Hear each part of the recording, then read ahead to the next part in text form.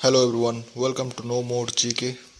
पिछले क्लास में हम पढ़े थे क्लास 3 नेशनल इनकम, और आज का क्लास में हम पढ़ने जा रहे हैं क्लास 4 शुरू होने वाला है, इकोनॉमिक्स प्लानिंग इन इंडिया। ठीक है, चलो। नमस्ते दोस्तों, और आज के इस बेहतरीन एक्सप्लेनर में आपका स्वागत है। आज हम लगभग एक सदी की आर्थिक रणनीतियों के एक बड़े ही रोमांचक सफर पर निकलने वाले हैं। हम बात कर रहे हैं भारत के आर्थिक विकास की, एक ऐसी यात्रा जो पुरानी योजनाओं से शुरू होकर आज के आधुनिक नीति आयोग तक आती है। यकीन मानिए, ये सिर्फ इतिहास के पन्ने पलटना नहीं है, बल्कि ये समझना है कि आज की मजबूत अर्थव्यवस्था की नींव आखिर रखी कैसे गई। तो चलिए, बिना किसी देरी के सीधे मुद्दे पर आते हैं। इस एक्सप्लेनर का रोडमैप बिल्कुल क्लियर है। हम शुरू करेंगे स्वतंत्रता पूर्व आर्थिक योजनाओं से, फिर चलेंगे योजना आयोग के युग में, उसके बाद हम राष्ट्रीय विकास परिषद और नीति आयोग के उदय को समझेंगे, और आखिर में आधुनिक आर्थिक पहल पर नजर डालेंगे।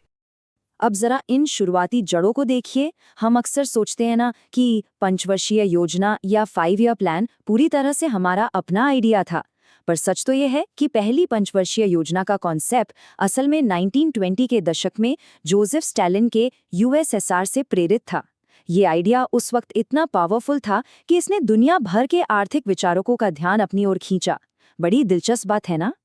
तो चलिए अपने पहले पड़ाव पर चलते हैं, स्वतंत्रता पूर्व आर्थिक योजनाएं और उनके शुरुआती दृष्टिकोण। आजादी से पहले ही एक नए भारत के लिए अलग अलग आर्थिक मॉडल आकार लेने लगे थे। इस ऐतिहासिक टाइमलाइन की रफ्तार देखिए। 1938 में जवाहरलाल नेहरू जी की अध्यक्षता में राष्ट्रीय योजना समिति बनी। फिर 1944 आते आते बॉम्बे के 8 बड़े उद्योगपतियों ने मिलकर बॉम्बे प्लान पेश किया, और ठीक उसी साल श्रीमन नारायण अग्रवाल ने एक बिल्कुल अलग गांधीवादी योजना सामने रखी। अगले ही साल 1945 में एमएन रॉय का पीपल्स प्लान आया, और आखिर में 1950 में जेपी नारायण ने सर्वोदय योजना दी। कितने अलग अलग विचार थे ना, पर इन सबका लक्ष्य एक ही था, आने वाले भारत का मजबूत आर्थिक ब्लूप्रिंट तैयार करना। अब आते हैं हमारे दूसरे हिस्से पर, योजना आयोग का युग, जहां शुरुआत होती है एक सेंट्रलाइज्ड या केंद्रीकृत रणनीति की। अब यहाँ एक बहुत ही हैरान करने वाला फैक्ट है। 15 मार्च 1950 को जिस योजना आयोग की स्थापना हुई थी, वो ना तो कोई संवैधानिक निकाय था और ना ही वैधानिक। इसके बावजूद आने वाले कई दशकों तक भारत की आर्थिक दिशा तय करने में इसने सबसे बड़ी भूमिका निभाई। इस नए आयोग का मेन काम बिल्कुल क्लियर था, भारत के लिए पंचवर्षीय योजनाएं बनाना, और इसकी पूरी ताकत का केंद्रीकरण सीधे प्रधानमंत्री के हाथों में दिया गया, जो इसके पदेन अध्यक्ष यानी एक्स ऑफिशियो चेयरमैन होते थे। ये ट्रेडिशन हमारे पहले प्रधानमंत्री जवाहरलाल नेहरू जी के साथ शुरू हुई। अगला हिस्सा है राष्ट्रीय विकास परिषद, जो एक अनुमोदन निकाय के रूप में सामने आई। किसी भी मजबूत सिस्टम में चेक्स एंड बैलेंस होना बहुत जरूरी है। इसलिए 6 अगस्त 1952 को राष्ट्रीय विकास परिषद या एनडीसी बनाई गई। इसका काम था योजना आयोग द्वारा प्रस्तावित की गई सभी योजनाओं को चेक करना और उन्हें फाइनल मंजूरी देना। वैसे यहाँ भी प्रधानमंत्री ही पदेन अध्यक्ष थे, जिससे टॉप लेवल पर लीडरशिप एकदम यूनिफाइड रही। अब वक्त आगे बढ़ता है हमारे चौथे भाग की तरफ, नीति आयोग का उदय, जो हमारी आर्थिक सोच में एक बहुत बड़ा मॉडर्न पैराडाइम शिफ्ट था।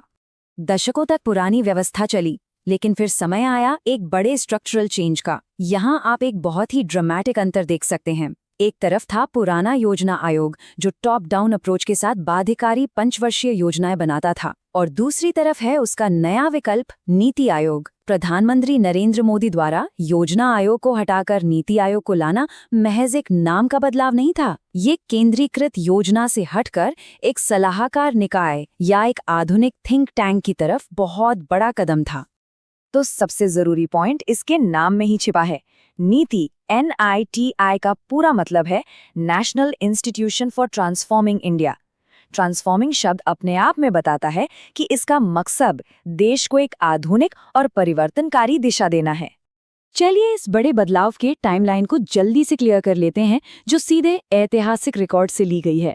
1 जनवरी 2014 को प्रधानमंत्री नरेंद्र मोदी ने योजना आयोग को रिप्लेस करने का निर्णय लिया, और ठीक 1 साल बाद 1 जनवरी 2015 को नीति आयोग ऑफिशियली स्थापित हो गया। चलिए अब जल्दी से समझते हैं कि इस मॉडर्न थिंक टैंक को आखिर चलाता कौन है। इसकी लीडरशिप देखिए। इसके अध्यक्ष खुद प्रधानमंत्री होते हैं। अभी के वक्त में इसके उपाध्यक्ष सुमन बेरी हैं। इसके सीईओ परमेश्वरन अय्यर हैं, जिनकी नियुक्ति प्रधानमंत्री द्वारा की जाती है। और हाँ, नीति आयोग के सबसे पहले उपाध्यक्ष अरविंद पनगड़िया थे। ये वो कोर टीम स्ट्रक्चर है जो इस पूरे विजन को ड्राइव करता है।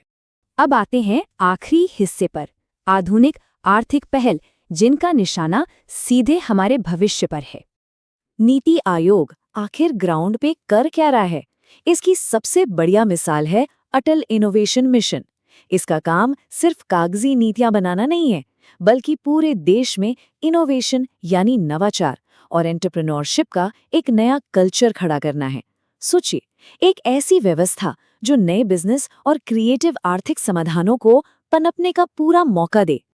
अब जरा इस नंबर को ध्यान से देखिए, 112। ये कोई आम नंबर नहीं है दोस्तों। ये देश के उन 112 सबसे पिछड़े जिलों को रिप्रेजेंट करता है जिन्हें एस्पिरेशनल डिस्ट्रिक्ट्स प्रोग्राम के तहत चुना गया है। यहाँ मकसद एकदम क्लियर है, एक बड़े अभियान के जरिए इन जिलों की सामाजिक और आर्थिक दशा को पूरी तरह से बदलना। और ये अगला नंबर बहुत ही शानदार तरीके से दिखाता है कि हमारे गोल्स का स्केल आखिर कितना बड़ा है। 169।